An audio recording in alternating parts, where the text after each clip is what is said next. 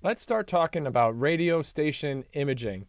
Station imaging are all those self-identifying things that radio station uses to, first of all, make sure that an audience remembers what they're listening to, but also all that sort of like branding and marketing stuff that helps sort of separate radio stations from their competitors. So it's equal parts branding and positioning. Let's jump in with branding.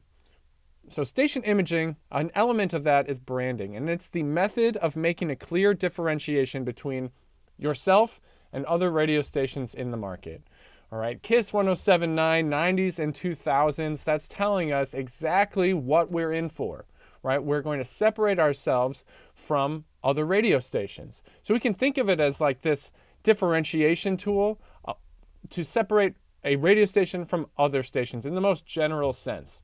So oftentimes we talk about things like format. That's the type of content or the type of programming that you can expect when you tune into that station.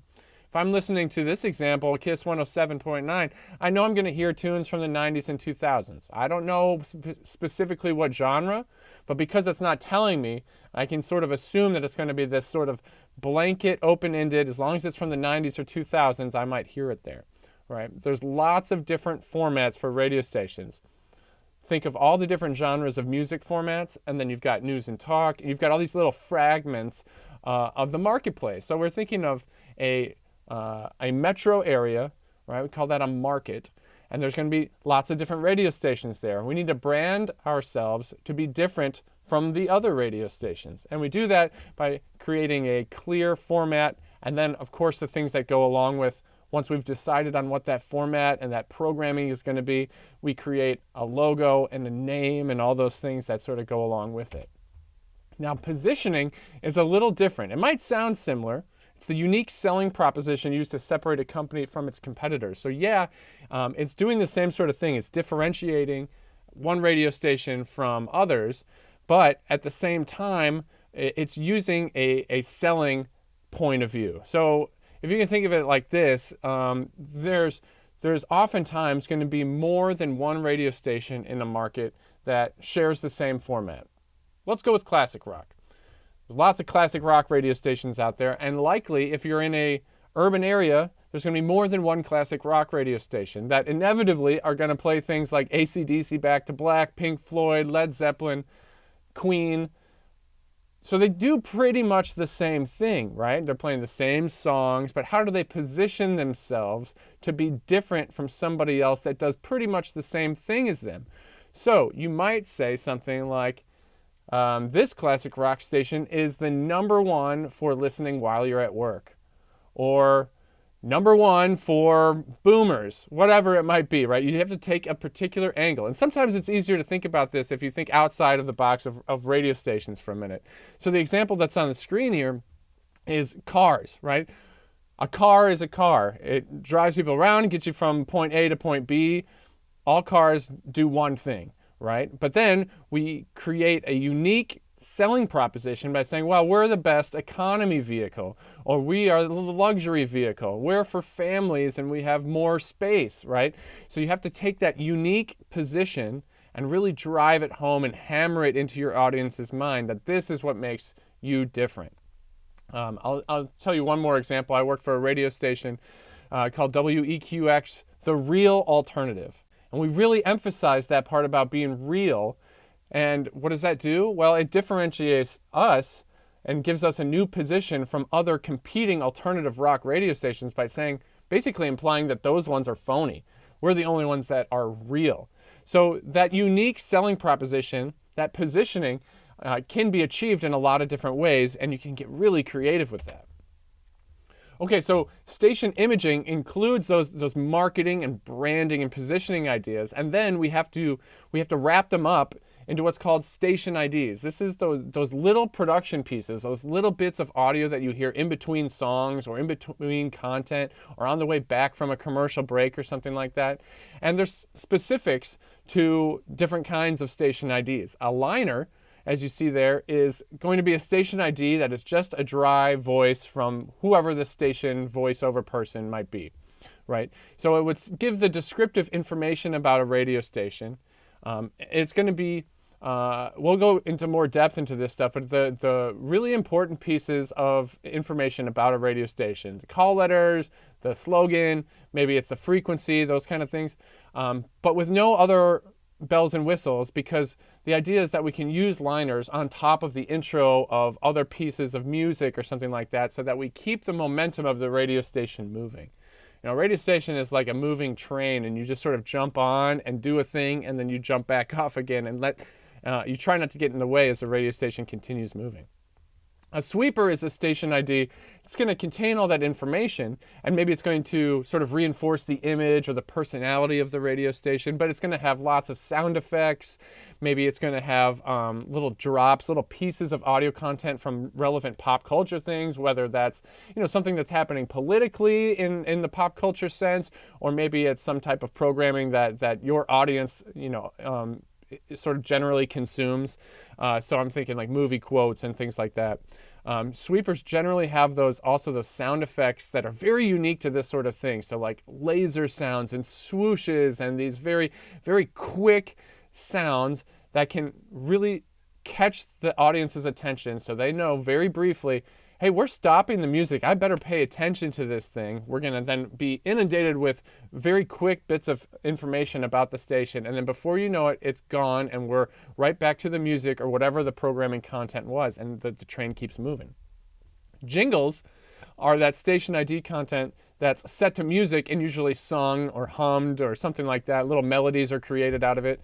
And those generally have a little bit of an old-timey feel, but they still exist, and they are so useful because they are so memorable.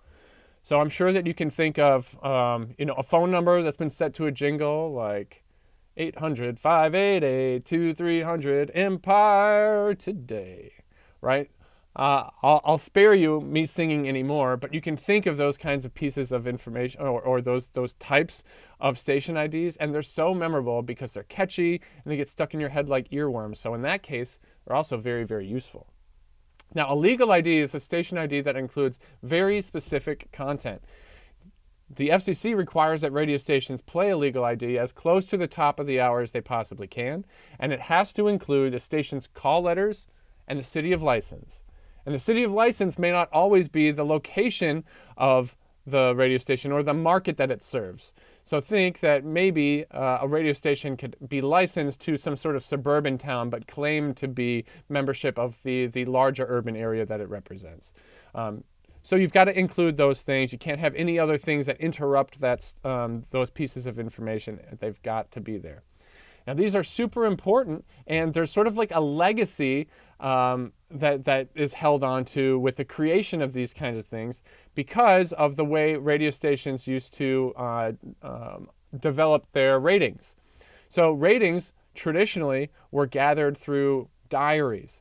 So a sample of a population would get a diary, and they would keep track of what radio station they listened to at what time and for how long, and that was supposed to be able to represent the entire population, right? And then based on what the results were, radio stations could place value on their advertising time, and they could sell that, right?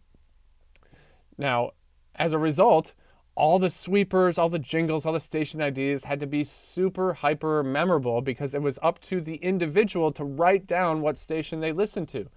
So you can imagine that if you could make your station ID production very memorable, then the audience or the people with the diaries would be more likely to write that down and thus assigning more value to your radio station.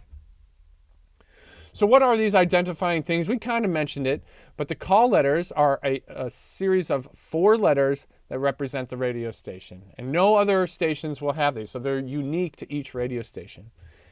Interesting fact that you should know is that all stations east of the Mississippi River begin with the letter W, and anything west of the Mississippi starts with the letter K. Traditionally 4 letters long.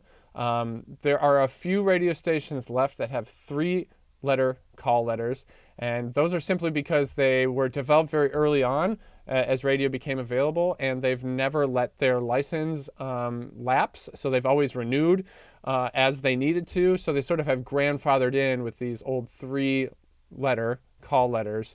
WGN, WLS are some of the ones that I can think of. But again, no other radio station is going to have it. So that's the most unique identifier that a radio station can have. They also use things like a mascot. So maybe you've heard of a radio station that goes by the hog or the fish or the river or something like that, that holds on to some sort of imagery, a mascot, something like that.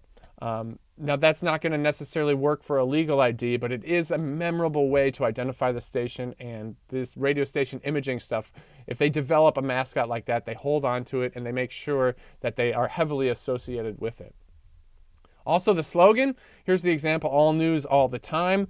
We've got a college radio station at Bowling Green State University that is Falcon Radio. That's for Falcons, by Falcons is the slogan. All those things need to be driven home. They need to be reinforced by the station imaging production.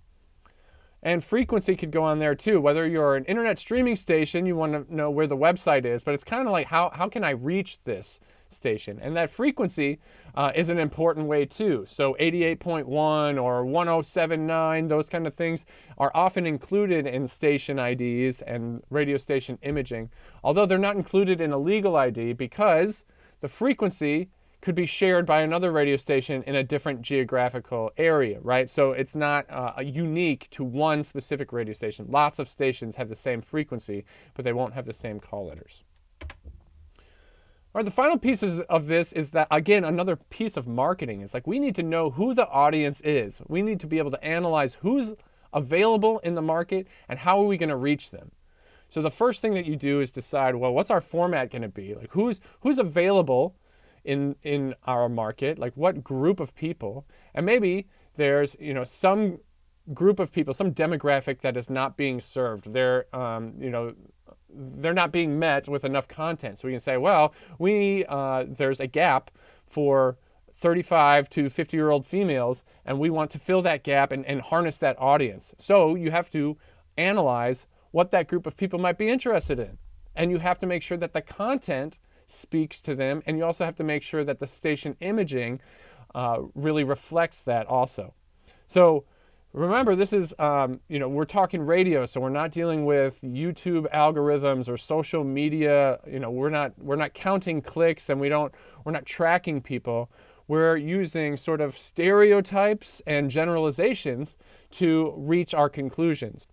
So we can assume, well, if the demographic is going to be 18 to 34-year-old males, then we can make some assumptions about what their interests are. Maybe what their income level is, their education level, what kind of car they drive, what kind of shoes they wear, what kind of beer they drink, all these different things that we can make assumptions about, and then we can decide what our station imaging needs to sound like to engage that group of people. So demographics is that quantitative information that is like statistics, right? You would find it in like a census or something like that. And psychographics are sort of conclusions that we can draw or assumptions we can make based on the demographics. So based on a particular demographic of 18 to 34-year-old males that have a high school diploma, we can assume that what their interests are going to be, what they like to do on vacation, whether they're conservative or Democrat, right? We can make some assumptions about all these things. So station imaging, where that comes into play, is after the analysis of the audience group has been done, the station imaging needs to make sure that it's engaging and relevant to that group of people to make sure that that group listens to that radio station and starts to build up some loyalty and some associations about personality and what to expect from that station. So that's radio station imaging. Thanks a lot for watching.